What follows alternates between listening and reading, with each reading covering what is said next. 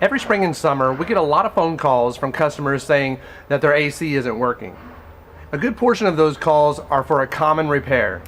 Their capacitor has failed. If your technician has told you that your capacitor has failed, it's definitely one of those items that you're going to want to replace, and I'm going to tell you why in this video.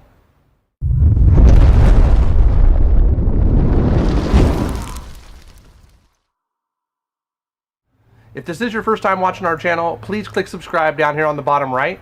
And if you click that little bell next to it, you'll be notified of all of our videos as they come out. So I want to give fair warning to everyone watching this. If you're watching this video with the intention of changing your own capacitor, they carry a lot more voltage than the typical 240 volts that runs through the air conditioner.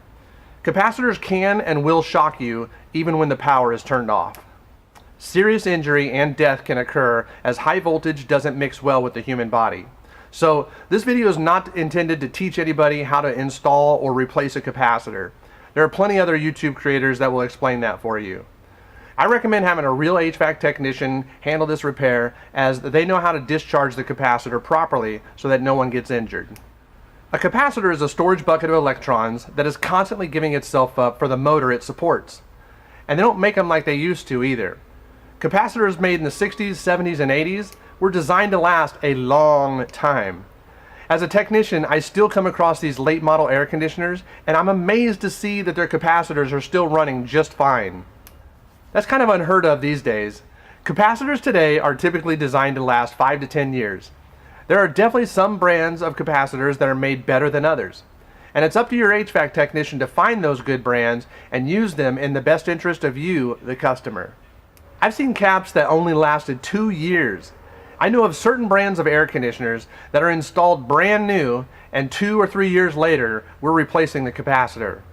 We use Mars brand capacitors because they're made in America, and I personally believe that they last longer than others.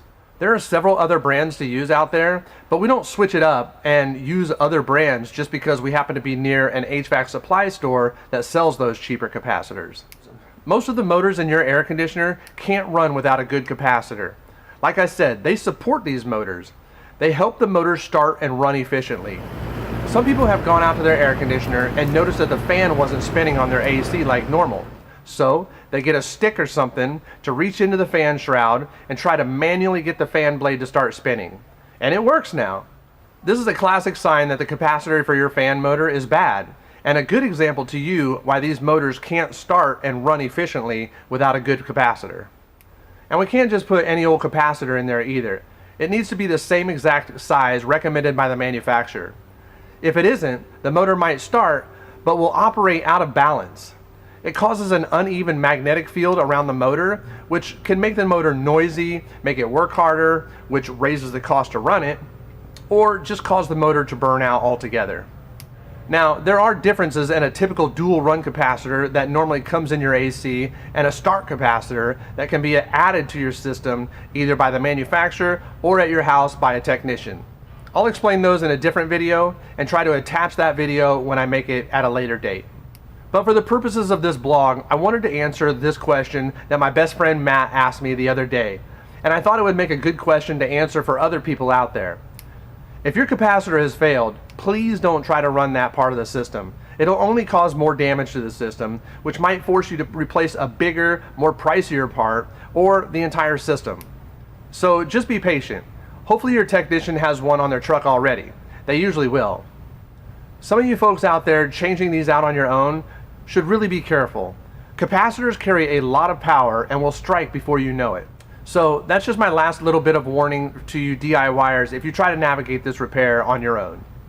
If you are buying these parts online because of the price, sure, they might be cheaper, but that's nothing compared to getting injured or possibly ruining a more expensive part because you didn't hook it up right.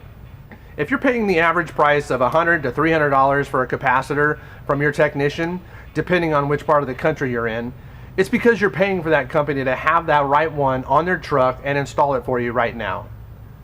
If this is your first time watching our channel, please click subscribe down here on the bottom right, and if you click that little bell next to it, you'll be notified of all of our videos as they come out. Thanks so much for watching, and we'll see you on the next video. You're watching Fox Family Heating, Air, and Solar. Don't forget to subscribe. And check out more of our videos by clicking on the right side of the screen.